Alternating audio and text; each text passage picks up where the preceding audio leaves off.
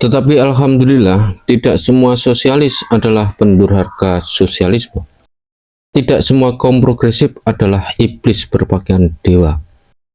Perjuangan kita dengan senjata negara itu dibenarkan, diberi simpati, dibantu, dibela oleh golongan-golongan yang benar-benar progresif di seluruh dunia. Di Australia mereka membela, di Rusia dan di Eropa Timur, di seluruh Asia, di banyak tempat di Amerika dan Eropa Barat. Ya, di negeri Belanda sendiri pun ada golongan-golongan sosialis. Bukan dari Partai van den Arbeid yang membela kita. Apa sebab golongan-golongan ini membela kita? Mereka yakin kebenaran ajaran Marx yang berbunyi, satu suara yang menindas rakyat lain tak mungkin merdeka. Sekali lagi, insya Allah, dengan senjata negara kita, dengan mengerahkan rakyat secara totaliter, dengan bantuan dari luar, kita akan menang. Kita akan menang dalam mempertahankan negara Republik Indonesia ini terhadap kepada wajah dan dinamitnya peperangan kolonial. Dan kita akan menang pula kemudian dalam perjuangan mendirikan negara nasional yang meliputi seluruh Indonesia. Kita di situ pun akan menang. Oleh karena objektif, kita pasti menang. Negara nasional Indonesia adalah satu keharusan sejarah, satu kemustian dalam evolusi masyarakat, satu keharusan sosial historis. Oleh karena itulah kita objektif, harus menetapi tugas kewajiban tingkatan revolusi kita sekarang ini.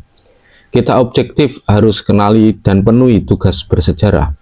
Tingkatan revolusi kita sekarang ini, tingkatan nasional, karena memang masih dalam periode nasional, dengan tugas kewajiban revolusi nasional, yaitu mendirikan negara nasional. Dan oleh karena masih dalam tingkatan nasional, maka penuaian tugas kewajiban revolusi itu pun objektif, harus dan dapat dikerjakan oleh segenap rakyat Indonesia yang 70 miliun, dari segenap golongan dan segenap lapisan, dari segenap kepercayaan dan segenap agama, dalam persatuan yang seerat-eratnya dan sehebat-hebatnya. Objektif kita harus menang.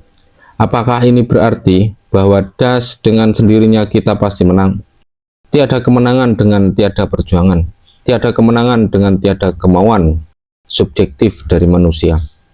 Untuk mencapai kemenangan itu, segenap semangat kita harus dikobar-kobarkan. Segenap kesediaan kita untuk membanting tulang dan bermandi keringat harus dijelmakan. Segenap keuletan kita dalam perjuangan harus diamalkan. Segenap kerelaan kita untuk berkorban, dan sekali lagi berkorban harus diwujudkan. Di atas dasar-dasar objektif itu, untuk mencapai kemenangan itu, kemenangan tidak akan tercapai jikalau manusia tidak mau mencapai kemenangan itu. Dan kemenangan pasti tercapai jikalau anasir-anasir objektif memungkinkan kemenangan itu, dan manusia mau mencapai kemenangan itu. Pada akhirnya, manusialah yang menentukan. Demikianlah kalimat yang ditulis oleh Fritz Sternberg sebagai kalimat pengunci daripada bukunya tentang Nazi Jermania yang bernama How Lang Kann Hitler Erlog Fahren. Di dalam buku itu ia buktikan bahwa objektif kapitalisme pasti akan mati. Fasisme pasti akan runtuh. Rakyat jelata pasti akan menang. Tetapi ia pun memperingatkan bahwa pada akhirnya manusialah yang menentukan. Jikalau manusia rakyat jelata ini tidak berbuat, tidak berdiri, tidak membangun, tidak berjuang, tidak melawan, tidak berkorban, maka Sternberg tidak sebutkan ini. Maka kapitalisme dan fasisme mungkin masih lama akan berdiri, atau maka dunia akan jatuh dalam chaos atau kekacauan yang sekalut-kalutnya dan segelap-gelapnya. Chaos yang peteng dedet lilimengan, entah berapa puluh tahun lamanya, atau berapa windu, atau berapa abad lamanya pula. Kapitalisme dan fasisme pasti akan runtuh. Ini bukan soal lagi, pasti akan runtuh. Oleh karena terrobek-robek oleh pertentangan-pertentangan dalam tubuh dan batin sendiri. Tetapi apakah yang akan berkembang di atas runtuhan-runtuhannya kapitalisme dan fasisme itu? Bila mana tidak dari tadinya ada rakyat jelata sebagai manusia yang bertindak meruntuhkan kapitalisme dan fasisme itu. Dan cukup kekuatan dan keuletan pula untuk menciptakan, membangun, menyusun dunia baru di atas runtuhan-runtuhannya kapitalisme dan fasisme itu. Karl Marx sendiri di dalam salah satu tulisannya menyatakan dengan tegas bahwa runtuhnya kapitalisme itu tidak otomatis berarti berdirinya sosialisme. Sosialisme hanyalah berdiri jikalau didirikan. Jikalau tidak ada tenaga-tenaga yang mendirikan sosialisme itu, maka runtuhnya kapitalisme yang tidak boleh tidak pasti akan terjadi atau historic notwendig. Niscayalah akan diikuti oleh chaos yang tiada hingganya dan tiada taranya berpuluh-puluh tahun. Memang banyak orang mengira bahwa perkataan keharusan sosial historis mengandung arti bahwa pada suatu tingkatan evolusi kapitalisme pasti dengan sendirinya diganti oleh sosialisme. Padahal sebagai dinyatakan oleh Marx tadi, tidak demikian. Kapitalisme pada suatu tingkatan evolusi pasti diganti oleh sosialisme. Bila mana rakyat jelata bertindak untuk menggantikannya dengan sosialisme, yang pasti itu hanyalah adanya anasir-anasir objektif pada suatu tingkatan evolusi. Anasir-anasir objektif guna runtuhnya kapitalisme. Anasir-anasir objektif guna berdirinya sosialisme. Maka demikian pula lah keadaan kita sekarang ini. Anasir-anasir objektif untuk pasti menangnya revolusi nasional kita telah ada semuanya, telah tersedia semuanya, seperti yang saya terangkan di muka tadi.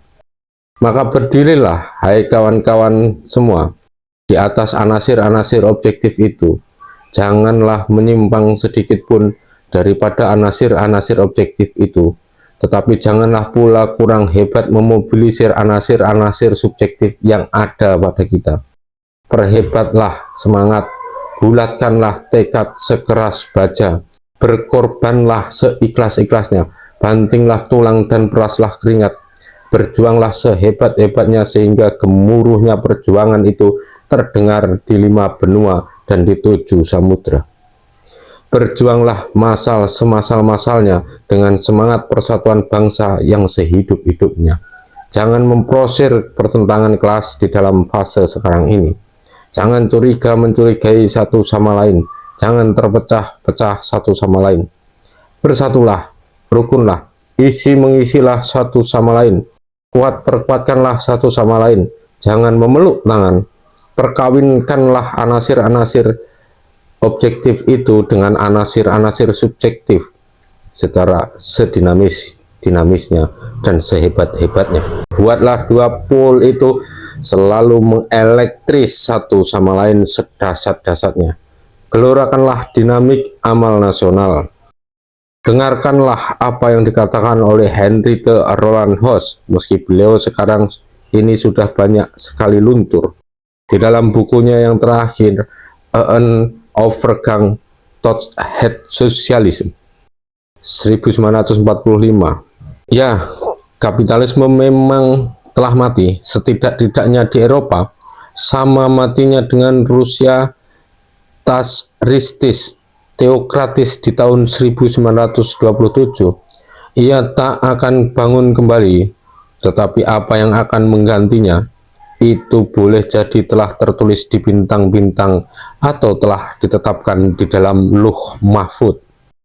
Satu suara kecil dalam jiwa kita berkata dengan keyakinan yang pasti, nasib manusia terletak dalam tangan manusia sendiri. Dan kita merasa bahwa suara itu benar. Pertumbuhan ke arah sosialisme tidak berlaku seperti pertumbuhannya binatang atau tanaman. Pertumbuhan ke arah sosialisme itu meminta pengetahuan yang terang tentang wujud-wujudnya dan cara-cara melaksanakannya. Kemauan yang keras dan kebijaksanaan. Pengekangan diri dan peniadaan diri. Keridhaan berkorban untuk keperluan umum dengan cermat menyebar benih meski mengetahui bahwa orang lainlah yang akan memetik buah. Itulah yang kita perlu. Kita tidak berkata seperti kaum Bolshevik Rusia. Kita ini pupuk tai sapi saja di ladang-ladangnya hari kemudian. Oh tidak, makhluk manusia bukan hanya pupuk tai sapi belaka, kita mau menjadi pemikul-pemikul hari kemudian, membawakan batu-batu yang perlu untuk membinanya, memasang alas-alasnya. Kita adalah ladang, di dalam pangkuan kita juga bersemi benih. Alangkah bagusnya kata-kata penyair ini.